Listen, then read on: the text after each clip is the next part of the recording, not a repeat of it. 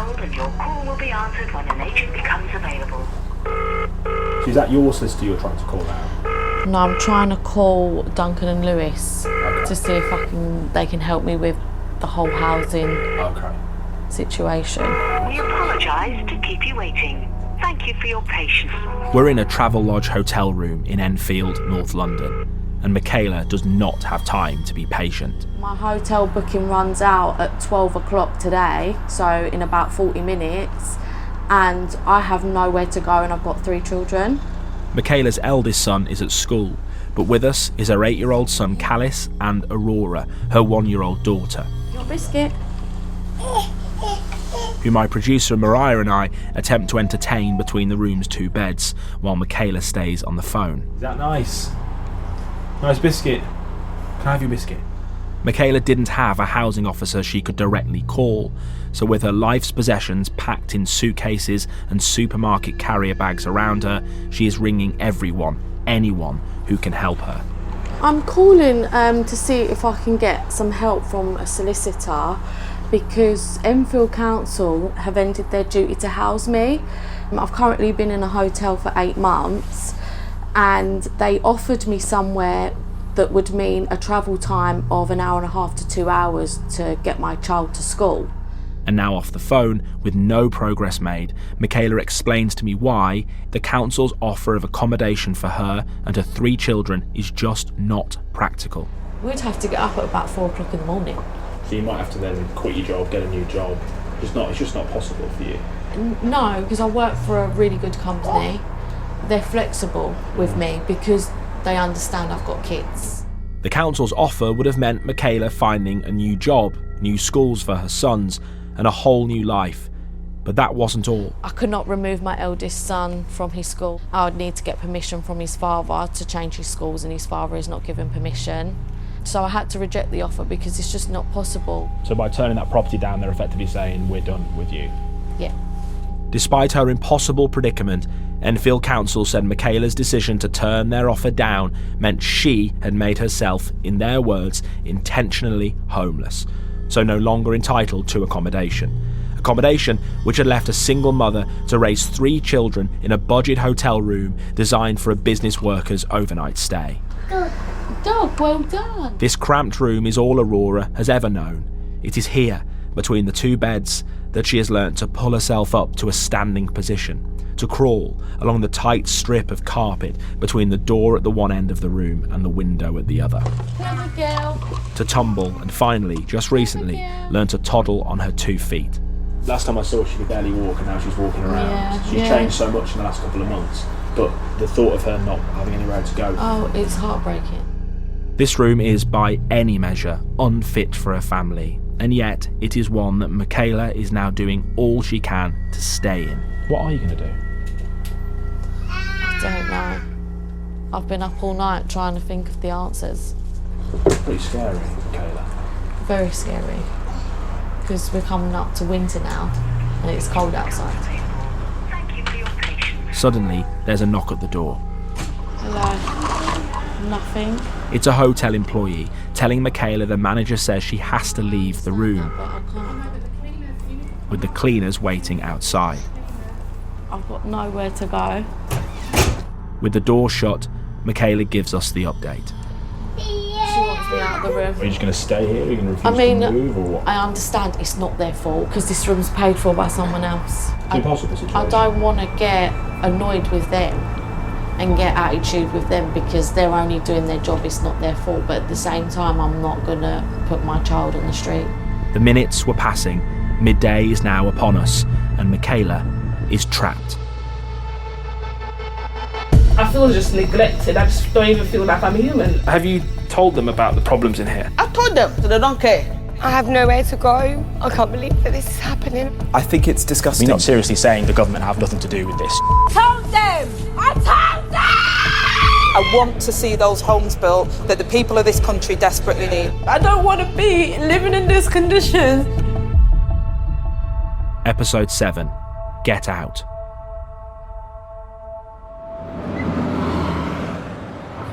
We first met Michaela in the summer of 2023. At that point, the family of 4 had been in the Travelodge for 5 months. She'd been a paying tenant before her home fell into dangerous disrepair with damp, mould, leaks, and they could no longer stay in it. She didn't know it at the time, but leaving that property forced Michaela into a world of instability from which she could not escape. She was moved into temporary accommodation, the Travel Lodge, by the council. But she'd soon found out there was nothing temporary about it, and as Imogen and I were discovering, she was far from alone. You know, this was at a time when mortgage rates were going up. There was this huge hike, and landlords, some of whom owned multiple properties, some of whom would just own one property, they had a choice basically, either put the rent up to pay the mortgage or sell the house so that they could not have to worry about paying the mortgage because they couldn't afford it. But that meant evicting tenants, or it meant tenants not being able to pay their rent anymore. So it was this really difficult situation. Either way, tenants were being forced out or priced out, and landlords were using eviction notices, known as Section 21s, to remove them. And Section 21s sound technical, but they're very simple. They're just no-fault evictions. So the letter comes through the door and it doesn't have to have a reason. They haven't missed a rent payment. They haven't trashed the property. You've got 8 weeks to get out, and people are terrified. And as we kind of saw over the coming months, you know, the statistics were bearing out just how many Section 21s were being issued and how these were just jumping up to records never seen before. In 2019, the Conservative government promised to ban no-fault evictions, but by 2023, they still hadn't. And as Imogen says, their use was now soaring. So where did that leave desperate tenants? Having to defend themselves in court, as my producer Mariah was witnessing. I started talking to various people going through Section 21 no-fault evictions. One person that really stuck in my head was Charlotte. She was this amazing mum, a mum of 2 boys. She had lived with her husband in a house in Luton for 10 years, and she was a carer for one of her sons who has autism. When I turned up to her house, she had this big folder, and she had just become this legal expert, and I was so impressed with her. This is all of my documentations that I've gotten together. So you're defending yourself? I'm defending myself. I couldn't afford a solicitor, and because my husband works, I didn't qualify for legal aid either. I saw in her that feeling, justice will prevail here. I'm a hard-working mom, my husband works, we do the right thing, we pay our rent. I've prepped for this. Surely the law is on my side here because I'm doing the right thing. For the Section 21 to be allowed for you to have 2 months to pick up your whole family and your home and your children and everything they've ever known and just move on is completely impossible. And I think when you saw her reaction outside the court, that was her realising that justice doesn't exist in this world that she's in. I've got 6 weeks to leave, or they'll apply for the bailiffs. I have nowhere to go. My children, my husband. We've private rented our whole lives. I can't believe that this is happening. I don't know what I'm gonna do. Her reaction outside that court was like a perfect example of how broken the system was. Because what was Charlotte meant to do? What more could she have done to protect her family from what had happened in court? And the answer was nothing. She was literally wailing, and the judge actually was really sympathetic towards her, but he was like, you know, there's nothing we can actually do for you. You know, the council now were her safety net, but the inevitability would be that she'd probably end up in a hotel, and this really lovely life she'd created for herself was about to be destroyed, really.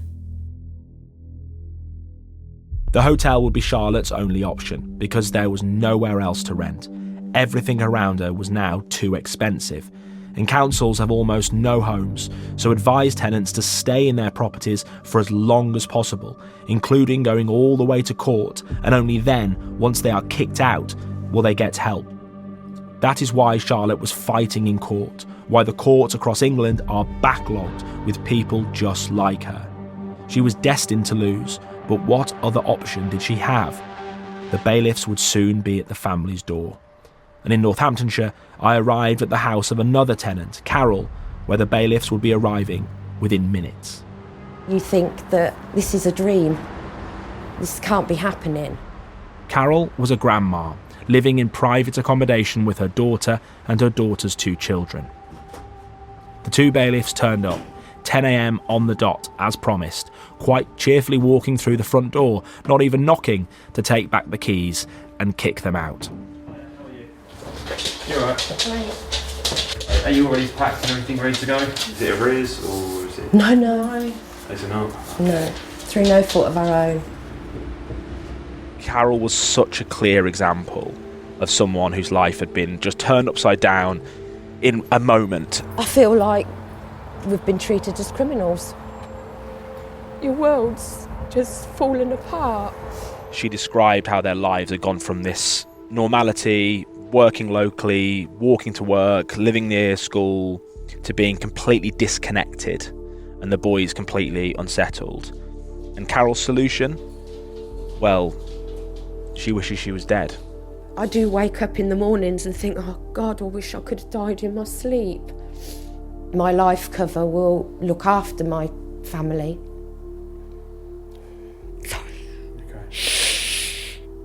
I know, obviously, it's not a nice thing to say for my daughter and my grandchildren with me not being here, but at least they'll be able to get back on the ladder. So you've got this system that is leaving people preferring the idea of not waking up in the morning to dealing with the stress and fallout of their housing situation. And we just had to leave them, not knowing if they would have somewhere to stay that night, in tears, in the dark, another family trapped in this broken system.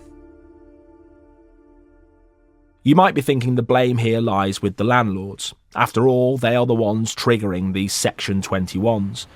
But this story is so much deeper than goodies and baddies, and our inbox was full of messages too from landlords saying their mortgages were going up and they had no option but to increase the rent or sell the property. So we decided we should see it from their side and joined a landlord along with 2 bailiffs in West London. How many of these evictions are you doing every week? 8 to 10 in a day. 8 to 10 in a day, every day of the week. That was landlord Heidi, who let us film with her as she evicted her tenant of 10 years. I didn't want to evict her at all. It's cost me a lot of money, a lot of stress, and I don't know where she's going. Is this the only property you have? Are you a landlord at other places as well? I have a few properties, and it's a small portfolio. I run it in effect as a business. We're providing people with a safe place to live, and we're looking after them, we're doing the repairs and maintenance, but it is still an investment for me, and I'm looking for a return on that, and that return is dwindling away. Heidi ultimately will be fine. The tenant and her 2 children she evicted would spend the night in a budget hotel. Neither was to blame for the lack of affordable housing. That is the problem here, and it was getting worse. And Imogen, back in the newsroom, it felt like we were just being overwhelmed by these kind of stories. Yeah, these weren't isolated cases, because throughout the investigation, we'd been speaking a lot to Shelter, one of the main housing charities, and they told us that a family was facing the threat of eviction every 8 minutes in England because of Section 21s. Every 8 minutes, that's crazy. Yeah, and that's because this crisis had just ballooned all of a sudden because of the mortgage rates. It meant that rent payers like Charlotte and Carol were being plunged into this world of uncertainty, and it was a crisis that I could see was acutely affecting the youngest. It was affecting their children, and in Carol's case, her grandchildren. And that was coming through all the time. I was having a conversation with someone, and they mentioned off the cuff that they were friends with a head teacher at a school in London where they'd started a kind of collection bucket that parents would contribute to, because they were seeing so many families who would, turn up overnight at the school in the morning, say we've just been made homeless. And I just thought that is wild that schools are now having to do this and to start these kinds of funds. A charity bucket for their own homeless pupils.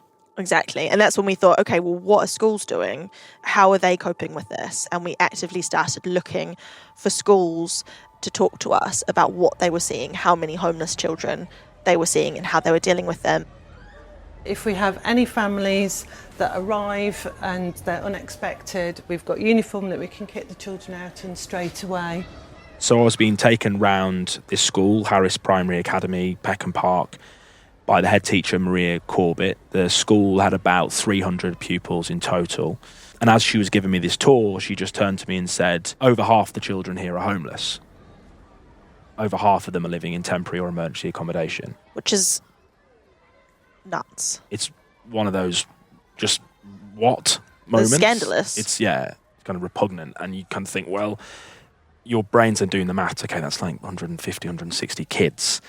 It made me ask more and more questions, and then she would tell me these kids were living in hostels, in bed and breakfast. They were sharing beds with their siblings or their parents. They were sleeping on the floor. They were living an hour or even more away from the school, commuting across London every morning. Some of the children will arrive at school and they're really hungry because they've been on a big journey to get to schools. These are little children, like 4, 5, 6-year-old children who were homeless, going to school every day, not always knowing whether they would return to the same place after school that they'd left that morning for school. This life of complete uncertainty, sort of transient lives in temporary homes. They might not even have a bed. They're sleeping on mattresses.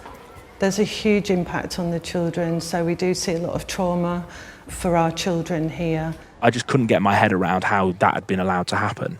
And teachers becoming housing officers, right? So, you met the teacher who was meant to be responsible for special needs education, but she was having to school herself up on how to talk to the local authority about, where these families were going to go, how to advocate for them. Studying housing law. Yeah. Because that's the only way that these parents would get any help, was if the school helped them, because otherwise they were kind of in this kind of unregulated world, this desert where they had no idea how they would get out of this situation. And the school are not funded, not set up to help these families, but as the head teacher said to me, what else are we meant to do? We can't just let these kids live like this. The school was their only really stable place, but it meant these really long commutes across London every morning, and the kids were knackered by the afternoon and they would fall asleep. I mean, how can a child learn if they're homeless?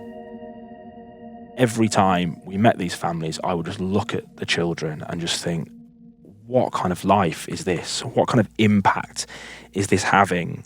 They're absorbing this uncertainty and this anxiety. And one of the children that really stood out was 8-year-old Callis, Michaela's youngest son, who I'd met several times before. She called me to say they were being evicted from the Travelodge in Enfield. Callis is football mad, like a lot of 8-year-old boys, but he's living in a hotel, and the only place he could have played football was the car park, but of course no ball games in the car park. So when we visited them during the summer holidays, Michaela hadn't been able to afford summer clubs or anything like that.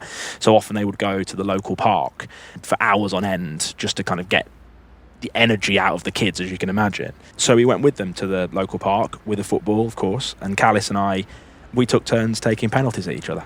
We'll switch. Okay, every 5 goals. Before then sitting down on the grass to ask how he felt about living in temporary accommodation. I thought we was going to be there for like a month and a half. A month. Really? How do you feel about that? Sad. I'm frustrated. It's just hard to live there. And if you could wish one thing in the next few months, what would it be? We move somewhere good and then we stay there. It was only a brief conversation, but what Callis told me in that park had a huge impact on me, as my producer Mariah and I discussed later on. This is a little boy, a kid, who should be dreaming of playing for Tottenham. I remember he was wearing a Tottenham shirt. Playing for Tottenham or an astronaut or whatever he wants to do. Like, the sky's the limit. Young kids should not be thinking, my dream is somewhere permanent to live. The most basic thing. For lots of people listening to this, lots of parents, if you ask your child tonight, what's your dream? How many of them would say somewhere permanent to live and to stay there? Not many. With Aurora, she was 5 months when she moved into the Travelodge, so Michaela's daughter Aurora, and she learnt to walk in that room, and there was probably about, 2 yards? 2 yards, exactly. Yeah. All she'd known is that tiny little room. It must have an impact on their development, it just must. And you just think, what will be the repercussions for years to come? 3 months after the chat with Callis in the park, we're back in Enfield, with the family in crisis. Michaela is with her children, desperately packing up her belongings, with the Travelodge management looking to move her out by midday. Among the many phone calls she has made in the last few hours, one did answer. That's our stepdad. Hello, hi, nice to meet you. How are you? Nice to meet you. Michaela's stepdad, who lives an hour away, has responded to her distress call. Well, isn't it crazy? I know. This is absolute madness. After pressure from the hotel staff, Michaela has decided to leave. She can't hold out any longer. The hotel will get their room back. Most of it's packed up, I just need to put them clothes in a bag. While the cleaning staff vacuum the neighbouring rooms, Michaela, her stepdad and Callis move bag after bag from the room and into the corridor. We follow them as they ferry their final possessions out on a trolley, down the lift and into the car park before loading them into Michaela's stepdad's van. There wasn't any room in his flat for Michaela and the children, but at least he could take their things into storage. It has just gone midday, and Michaela and her children are now officially out on the streets. This is ludicrous. So what's the plan now? Standing in the car park, Aurora squirming in her pram, Callis standing patiently next to his mum in the same Tottenham shirt he'd been wearing when we played football a few months ago, Michaela keeps calling the council. If you are in an immediate crisis, please call 999. It said if you're in crisis, you need to ring 999. They're only going to give me the numbers that I've already got. He's going around in circles. Do they know that this is the way it works? And just like before, Michaela is getting nowhere. So she decides to go down to the housing department in person. They may not answer the phone, but surely they can't turn away a mother and 3 children. Can they?